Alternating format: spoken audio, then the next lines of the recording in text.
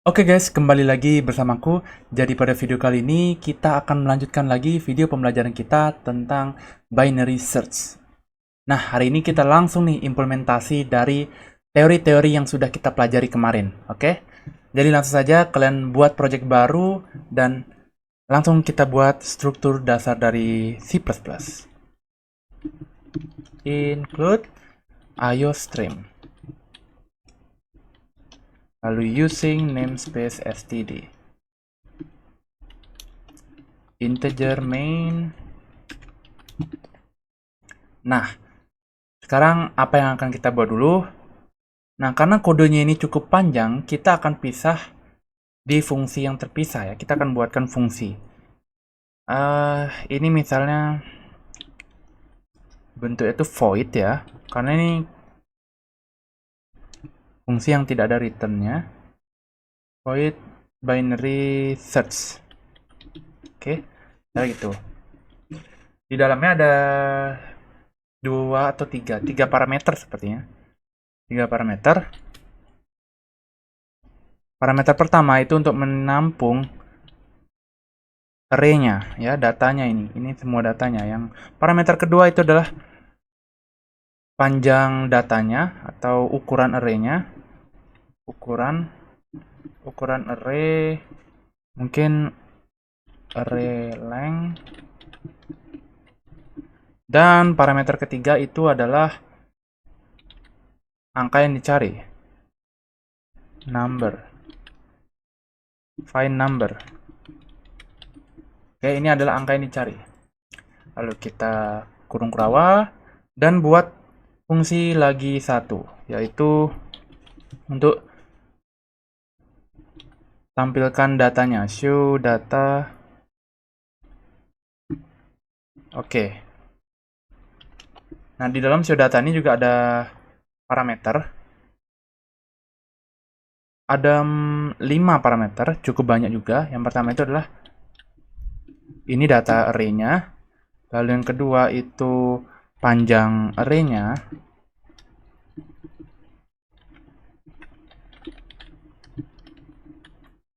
Lalu yang ketiga itu adalah indeks yang sisi kiri, sisi tengah, dan sisi kanan. Left, integer, mid, integer, right. Array length, left, mid, right. Oke, sekarang kita akan isi dulu yang ini, show datanya. Ini untuk menampilkan datanya. Apa yang akan pertama kita isi? Oke, di dalamnya yang pertama, kita langsung saja akan melooping datanya. Nah, kita buat yang seperti ini, struktur awal for-nya. Oke. I kurang dari array length. Lalu I-nya akan di-increment. Nah, di sini kita akan tambahin spasi deh. Jadi ketika datanya di looping, dia ada jaraknya gitu ya. Sekarang di sini kita akan melakukan pengecekan. Apakah indeksnya ini kurang dari left? Oke. Atau kita pakai or atau ini sama aja. Aku pakai or aja biar bisa dibaca ya. Apakah I-nya itu lebih besar dari R? Right gitu maksudnya. Nah, kalau dia masuk ke sini, itu artinya dia akan, ini artinya maksudnya dihiraukan datanya atau dihilangkan, itu nggak bakal dicek lagi gitu. Maksudnya seperti ini. Kalau aku balik ke Figma, nah, kalau dia masuk ke pengondisian tadi, misalnya nih datanya ini, nah, maksudnya X itu jadi ditambahin seperti ini. Ini bakal dihiraukan dan datanya jadi X gitu. Artinya udah nggak ada, udah pasti nggak ada datanya gitu. Seperti ini.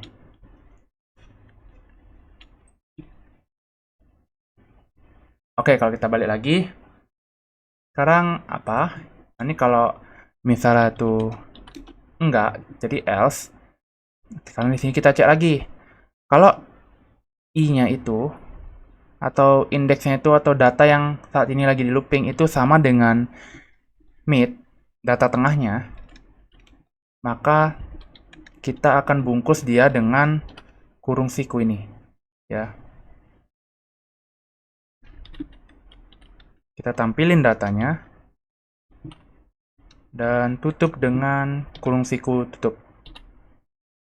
Setelah itu, kalau dia misalnya tidak sama dengan mid, maka tampilin kayak biasa aja datanya. Kayak biasa. Oke, lalu kita jangan lupa untuk kasih enter. Oke, kita akan kasih di sini. Kasih enter aja. Oke lah ya. Untuk show data sebenarnya segini aja. Nah, maksudnya gimana bagaimana kira-kira tampilannya? Kalau seperti ini kodenya. Nah, kalau aku coba gambarin, ini yang kayak tadi ya. Nah, anggap aja data itu udah nggak ada di sini. Dan data tengahnya itu ini. Nah, data tengahnya itu dia tadi akan dibungkus seperti ini yang aku bilang tadi maksudnya. Bungkus seperti ini. Jadi, biar ada gambarannya gitu. Jadi aku buat seperti ini gitu. Nah, dan data yang sisanya yang ini tuh ya ditampilkan seperti biasa. Ya, tapi kalau dia masuk ke if ini, dia bakal dibungkus seperti ini dengan kurung siku. Dan data yang udah pasti nggak ada data yang dicari, dikasih XX gini. Oke, kita lanjut sekarang untuk mengisi binary search-nya. Oke, untuk binary search, kita akan buat variabel dulu untuk nyimpen data tengahnya. Ini untuk nyimpen indeks tengahnya, data yang di tengah. Lalu untuk nyimpen indeks data yang paling kiri, dia nilai awalnya tuh 0. Lalu nyimpen data kanannya. Nah, ini gimana cara kita untuk ngambilnya? Tinggal kita panggil array length-nya tuh. Lalu kita kurang satu aja. Inilah untuk mengambil data paling sisi kanannya, oke? Sekarang kita buat variabel untuk nyimpan apakah data ini udah ditemukan atau tidak. Bisa kita kasih ini aja sih, is find atau sudah ditemukan. Untuk nilai defaultnya tuh 0. Nah, dan variabel yang terakhir itu kita akan buat untuk ini, menghitung berapa jumlah langkah yang kita lakukan untuk menemukan data itu. Ini step counter. Untuk defaultnya itu adalah 0. Oke, udah kita udah buat nih variabel-variabelnya. Sekarang kita akan langsung looping. Pertama kita pakai while aja. Di sini akan dilakukan pengecekan.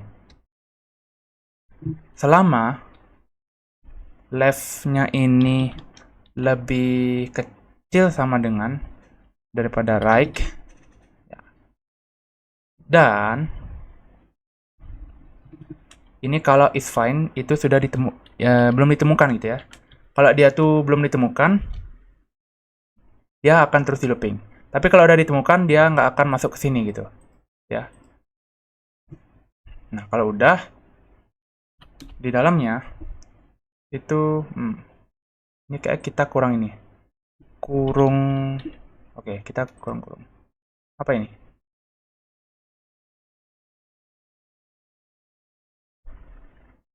Oke lah, kita urusin itu nanti ya.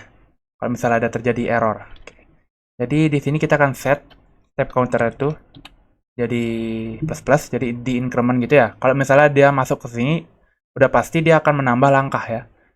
Oke, pertama kan 0 nih. Kalau masuk sini, oke, langkah pertama. Lagi di looping, oke, langkah kedua. Oke, langkah ketiga. Terus itu. Seperti itulah. Sekarang kita isi mid-nya ini dengan left ditambah right. Ya. Indeks yang left-nya ditambah indeks yang right dibagi dengan 2. Nah, ini kita dapat nih untuk indeks yang mid ya. Data tengahnya kita udah dapat nih. Dengan cara seperti ini. Setelah itu kita akan buat ini ya, pesannya.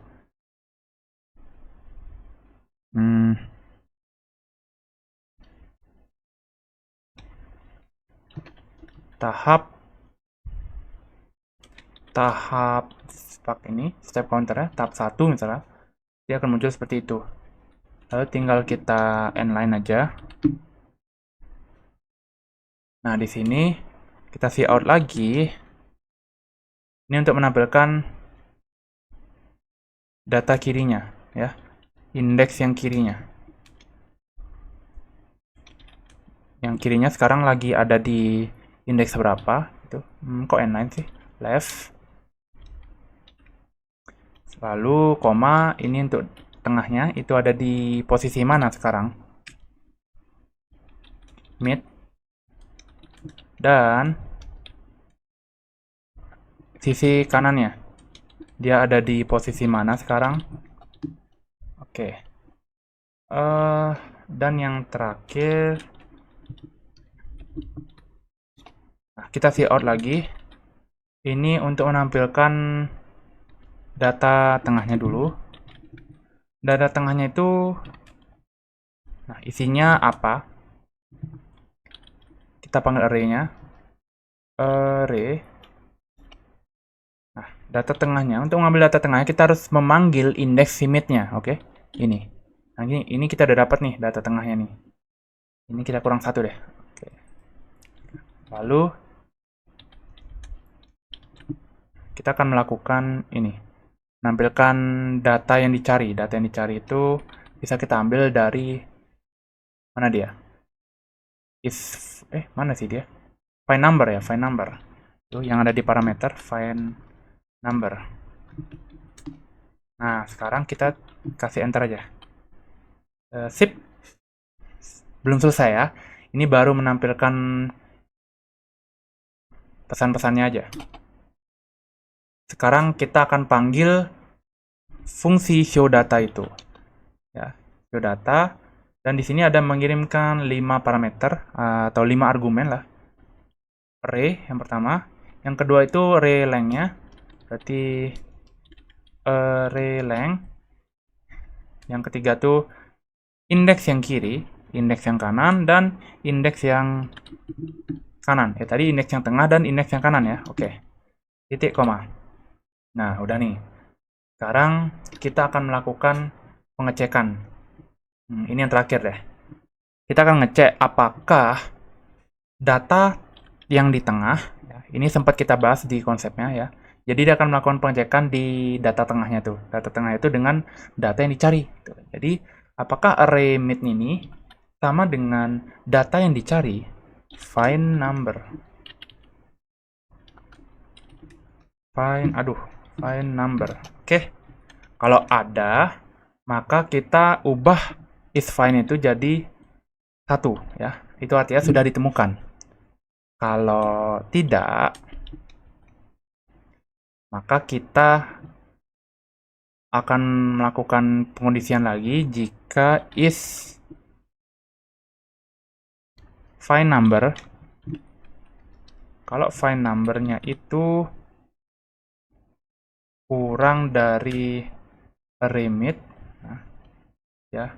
Kalau dia kurang, apa tadi yang aku bilang kemarin-kemarin itu? Kalau dia kurang dari data tengahnya, lebih kecil maksudnya dari data tengahnya, dia akan ke sisi kanan. Jadi kita akan tampilkan pesan seperti ini. Ini kita tampilkan dulu angka yang dicari. Nah, find number itu lebih besar,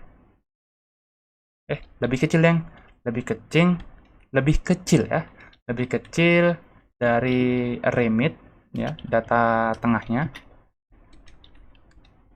Nah, kalau sudah begitu berarti maka cari di kiri.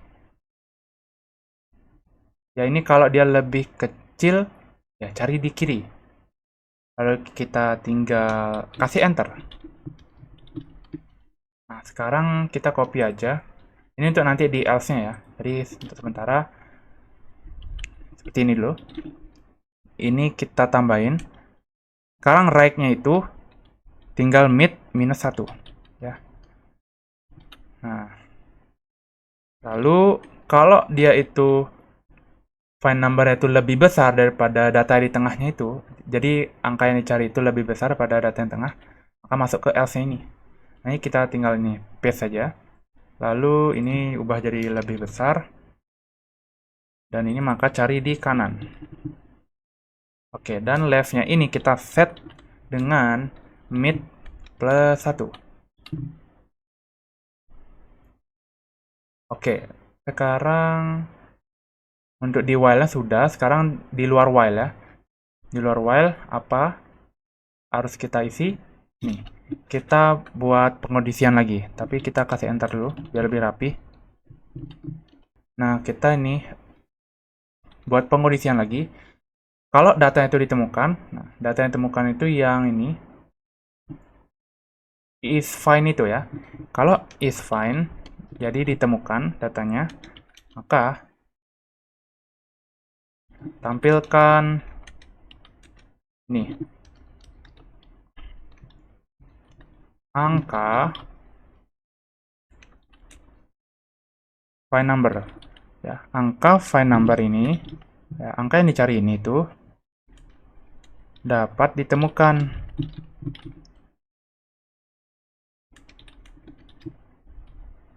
Oke, ini kita copy aja, lalu kita masuk ke else. Kalau nggak ditemukan, maka angka ini tidak dapat ditemukan. Nah,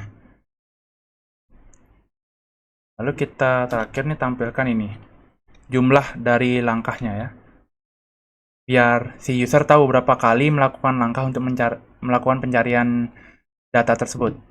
Ini jumlah langkahnya.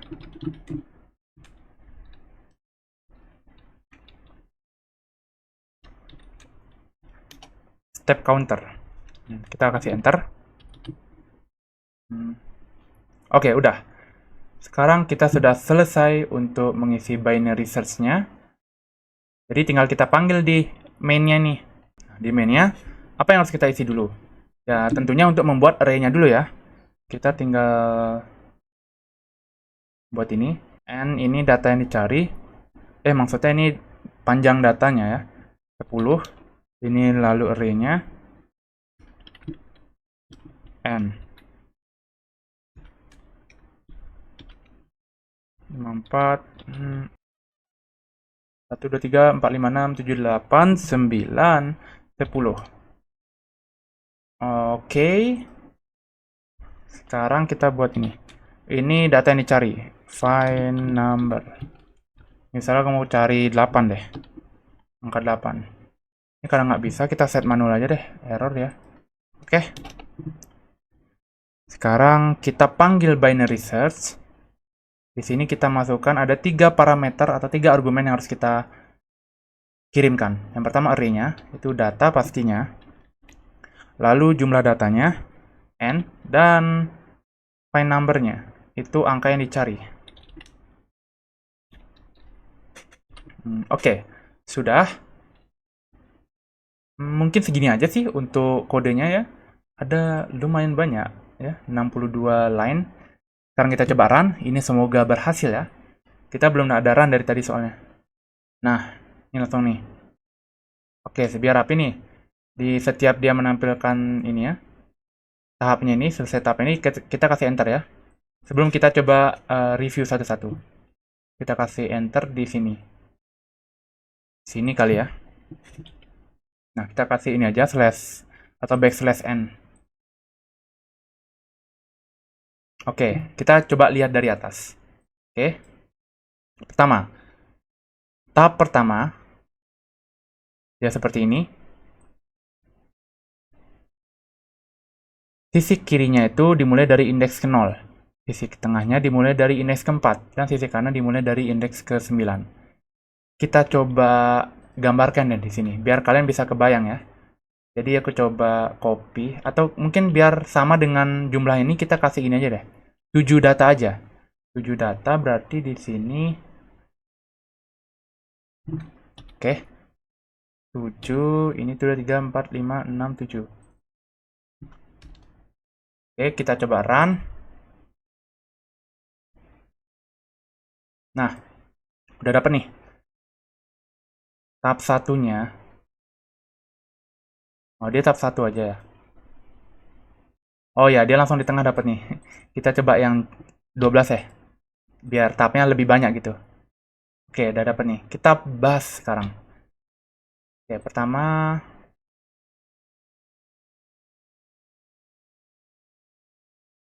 gimana cara kopinya ya? Jangan copy deh, langsung aja kita pakai ini ya. Tapi kita samain aja kali ya, biar sinkron gitu ya. Nanti nggak penjelasanku agak beda gitu jadinya. 268, 15, 18, 25, dan 30. Dan yang kita cari itu 18, oke? Biar sama gitu. Kita coba run. Oke. Sekarang kita coba cek dari tahap 1. Tahap 1 itu sisi kirinya itu dimulai dari indeks ke-0, sisi tengahnya itu dari indeks ke-3, dan sisi kanannya itu dimulai dari indeks ke-6. Kita coba cek, itu tahap pertama itu ada di sini. Di sini ya. Ini tahap pertama. Nah, jadi dia akan membagi datanya itu menjadi 2, dan akan dilakukan pengecekan di sini. Apakah data tengah ini lebih besar atau lebih kecil daripada 18? Nah, ini dicek. Nah, 18 itu lebih besar daripada 15. Maka akan dicari di kanan. Atau 15 itu lebih kecil daripada 18 gitu ya. Jadi akan dicari di kanan. Ini aku hanya kebalik aja sih. Sebenarnya sama aja. Tapi aku hanya dibalik aja. Nah, ini sisi tengahnya. Makanya dia tuh dibuat seperti ini. Ada kurung sikunya untuk menjadi pembeda. Ini data tengahnya. Ini angka yang dicari. Kalau udah, dia akan mencari ke sisi kanan. Ya, berarti ke sini dia. Dan kalau kita lihat di tab 2, nah udah sama nih. Sisi kirinya itu dimulai dari indeks ke-4, sisi tengah indeks ke-5, dan sisi kanan indeks ke-6. Kalau kita coba lihat, ini. 4, 5, 6. Sama. Dan tengahnya itu 5. Data tengahnya itu 25, benar ya, 25. Lalu ini, nah ini yang aku bilang X ini. Itu artinya data ini udah nggak bakal dicek lagi, karena udah pasti nggak ada data yang kita cari di sana. Jadi kita hanya fokus di 3 ini aja, sisa 3 ini, dan dilakukan pengecekan antara data tengah dan data yang dicari. Apakah 18 itu kurang dari 25? Karena kurang dari, cari di kiri. Atau ini, sebenarnya ini, 25 itu lebih dari 18 gitu ya. Jadi hanya kebalik aja sih sebenarnya. Oke, jadi sekarang kalau udah, maka kan lagi ke tahap 3. Di tahap 3, sisi kirinya 4, sisi kanannya 4, dan sisi tengahnya 4. Karena memang datanya sisa 1 ya. Kalau sisa 1 ya pasti sama dia indeksnya ini. Nah, habis itu akan dilakukan pengecekan lagi. Apakah data tengahnya itu sama dengan data yang dicari? Kalau sama, maka gini, angka 18 dapat ditemukan. Dan jumlah langkahnya adalah 3 kali, sesuai dengan yang kita lihat ini. Tapi kalau kita data yang nggak ada gimana? 50. Oke, dia akan dicari, karena nggak ada, maka menampilkan ini. Angka 50 tidak dapat ditemukan. Oke, jadi itu dia untuk implementasi dari binary search di C++. Cukup panjang juga, setelah aku lihat-lihat ini video udah hampir 30 menit. Ya, jadi emang cukup panjang kode yang kita buat di sini. Cuman aku harap jangan terlalu ya dipikirin banget. Ini gampang kok ya. Intinya kalian pikirin aja hal-hal yang mudah gitu. Pasti kok gampang ini memahaminya. Jadi tinggal ulang aja video lagi kalau misalnya kalian masih belum paham apa yang aku jelasin tadi. Atau mungkin nanti kalian bisa langsung cari sumber lain gitu untuk memahami apa yang aku jelasin dari tadi, ya kan? Jadi jangan hanya terpaku pada satu sumber, cari sumber-sumber lain ya. Tuh. Oke, jadi sekian dulu untuk video penjelasan serta implementasi dari binary search. Di video selanjutnya, sekaligus sebagai video terakhir, kita akan membuat sebuah mini project yang akan menerapkan dua metode sekaligus, yaitu metode yang linear atau sequential search dan binary search. Gimana mini projectnya? Apa yang harus kita buat? Dan apakah susah nggak sih? Oke, itu semua akan aku bahas di video berikutnya. Jadi, see you in the next video.